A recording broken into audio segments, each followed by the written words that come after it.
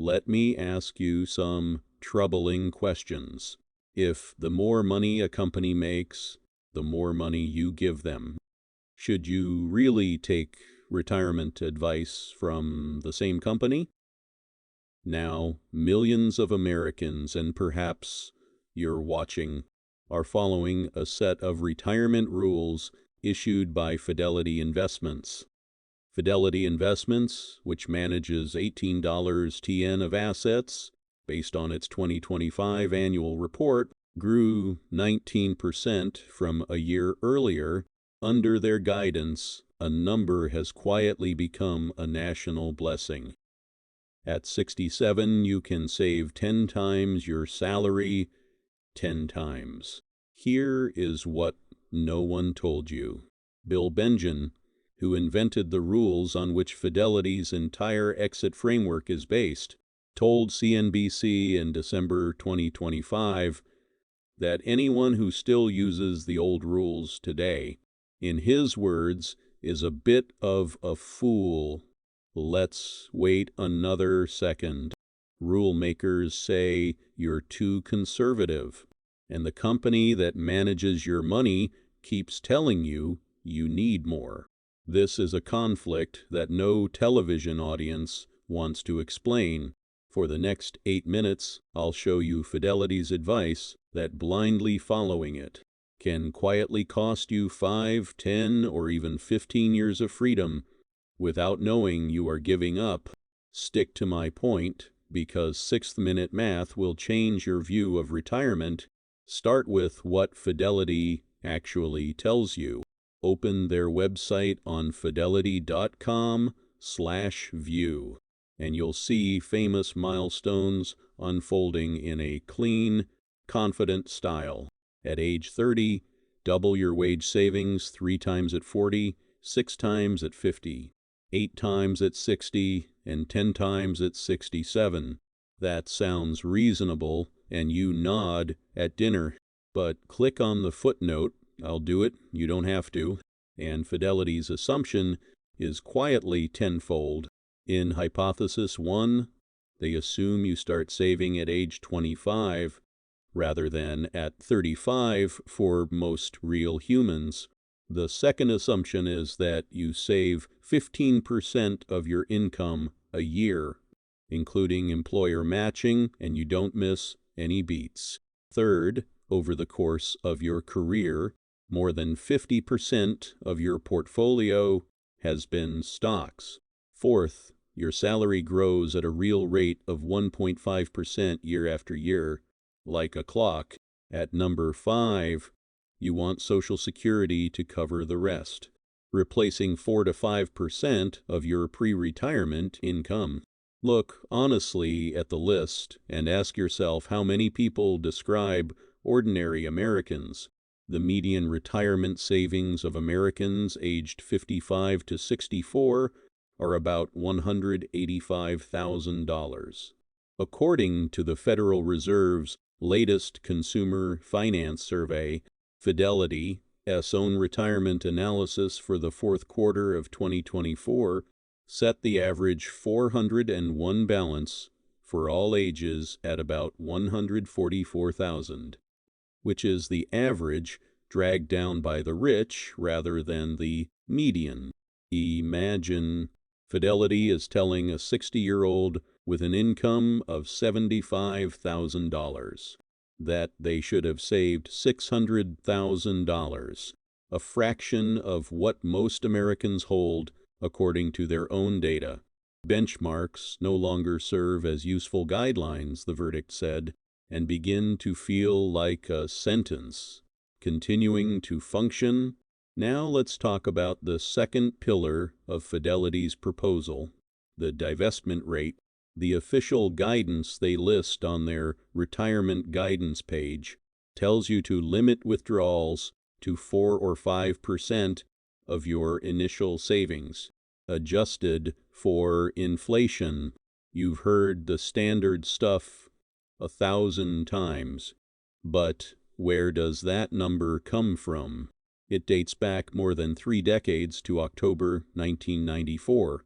When Bill Bengen published a paper in the Journal of Financial Planning, Mr. Bengen, a former financial advisor trained at the Massachusetts Institute of Technology, studied the 30-year retirement window in the history of the American market and asked a question: what is the maximum withdrawal rate that will never fail?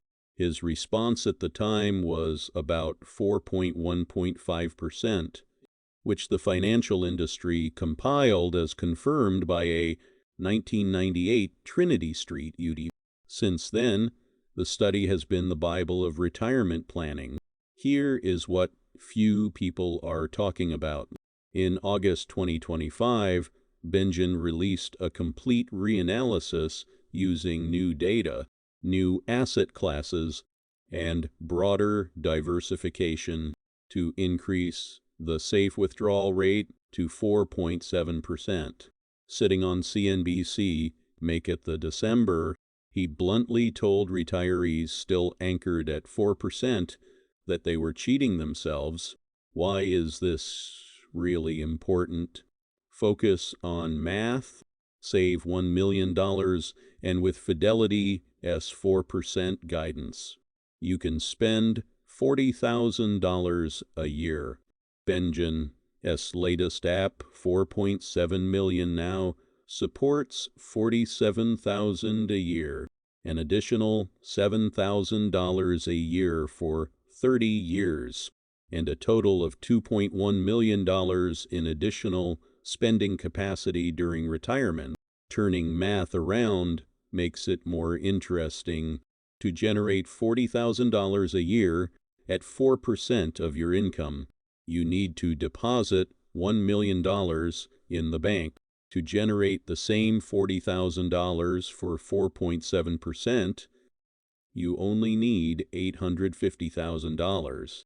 That means saving $150,000, or about 3 to 5 years of work time for the average earner, 3 or 5 years of life back to you. Now, I have to be fair because there is another side to the story. Fidelity also publishes annual healthcare estimates for retirees for 24 consecutive years, up from $172,500 in 2025 last year. Fidelity said it was after-tax healthcare spending for a 65-year-old retiree. For a couple, you'll find that healthcare costs as much as $345,000, and that is not the time for long-term care. It is a terrible overspending number, and frankly, you've noticed it. Fidelity's own survey shows that 1 in 5 Americans never even estimates their retirement health care costs, no matter how you divide them. But here is what the headlines missed. 197,200 did not expire on the first day. It crosses the retirement ages of 2025 and even 30, with Medicare accounting for a sizable share of the process.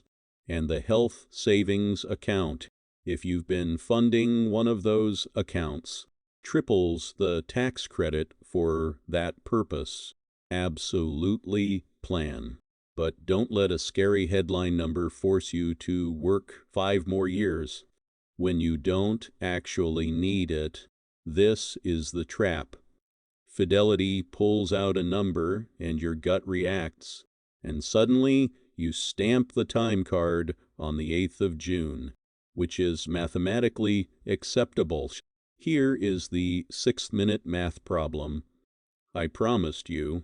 The Bureau of Labor Statistics tracks retirees' actual spending, not how much they think they will spend, but what is shown on receipts. In 2022, the latest full data we have shows that retired families spend an average of $54,975 a year, slightly less than $55,000. A meta-analysis of several retirement spending surveys by Boglehead's Community consistently found that per capita spending during retirement accounted for about 50% or less of pre-tax pre-retirement income, compared with Fidelity's 45% replacement target. It is actually very close, so Fidelity is not far from the target in theory. But the tenfold wage milestone is calibrated for those who want to maintain an accurate work lifestyle. The same house, the same car, the same restaurant. That is not how most retirees live. The mortgage was paid off, the children moved away, the commute disappeared, and the workshop ended up in a donation box. That is the asymmetry nobody talks about. Save less than 10% and you adjust, downsize, eat more, and make ends meet. Save more than 10% and you trade years of work for money you never spend. Bill Perkins, a hedge fund manager, said bluntly that he wrote Walk with Zero in 2020. His argument is that most Americans die with too much money, which represents years of life and is a futile deal. Over the years, they could have financed their children's weddings or trips to Italy. And 78-year-olds didn't feel as good as 58, or their knees could work. There is a saying in the FIRE world that there is a reason for its repetition. A $70,000 truck is not even $70,000. It is 5 years of freedom or 10,000 hours of work. Choose your currency. Apply this lens to Fidelity's tenfold wage rule. If you make $100,000 and Fidelity tells you need $1 million, but that is $750,000, then the difference of $250,000 is no longer just money. It becomes a period of 4 to 7 years in your life, and you can't go back. This is where I have to say the quiet part out loud. Loyalty is not neutral in conversation. They made billions of dollars from assets under management. Read your Reg B disclosures in black and white. The more you park with them, the more money they make from fund fees, money market sweeps, and management accounts. I mean, is Fidelity trying to scare you into saving too much money? No, I can't prove that, and I won't charge instead. I tell you, when the company that recommends the savings target also benefits from the larger target, you owe yourself responsibility for accounting independently. It is not cynicism, it is basic behavior that adults do with their own money. Susie Orman took the more conservative side of the debate, saying it would take $10 million to retire safely. FIRE movement, which stops at the other end, points to 25 times your annual spending, a fraction of most people's loyalty numbers.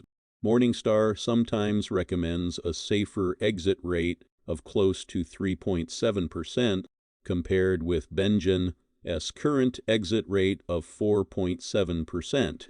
The honest answer comes down to your spending, health, and schedule, not a one-size-fits-all multiple of the money you might not make in 5 years. That is what I want you to give up. Fidelity's tenfold rule is correct. This is the worst conservative, one-size-fits-all benchmark for a saver who starts at 25, never misses a year, holds 50% of stocks, and wants to pretend that retirement looks exactly like work life. If it is not you, and statistically not most people, then this rule is beyond what you actually need. Every dollar you save is a dollar you buy with an hour of life, and you don't get a refund for an hour. The real question is not whether you can earn 10 times your salary. The real question is how much you actually plan to spend. what kind of guaranteed income Social Security and pensions bring, and what gaps your portfolio actually needs to fill. Run the math yourself, or pay a fee-only trustee instead of a salesman to run it for you. The difference between Fidelity's numbers and yours could be the difference between retiring at 62 and retiring at 67. 5 years. It was many mornings, many grandchildren, many lives. If this video saves you a year, do me a favor.